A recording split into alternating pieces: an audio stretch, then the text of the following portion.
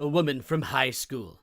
In college expressed interest in me romantically today, and I felt a strange new type of anger. I'm 32, and we met in high school. We were both pretty academically inclined, and we ended up taking many of the same classes. AP Literature, AP Physics, AP Calc Ab, AP Chem, etc. So we ended up taking many of the same courses together, which led us to be friends. After a while, I had a pretty serious romantic interest to her, but she was fairly clear she wasn't interested when I discussed it with her. I completely respected her boundaries, and we remained friends until we gradually lost contact in college. Her taste in partners was always never particularly good in a traditional sense. One of her boyfriends in high school had absent parents and would chronically throw parties and sell drugs there. Another guy just basically skipped classes routinely and would bully other kids. She ended up getting into the University of Maryland and on track to attend medical school after.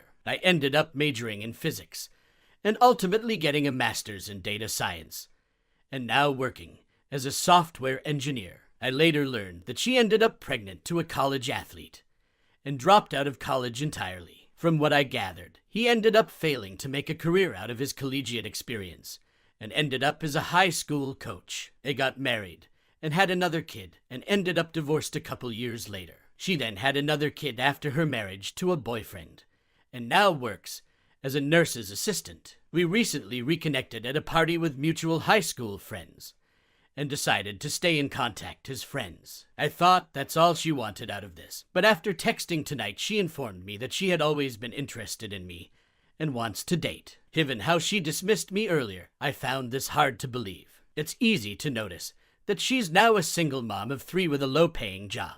She also knows I'm doing well and knows what I do for a living. She saw my house by the water with a boat. It feels like she wants me only because she has crippling responsibilities now and thinks so little of me that she doesn't think I deserve to be with someone who genuinely loves me and not for my things.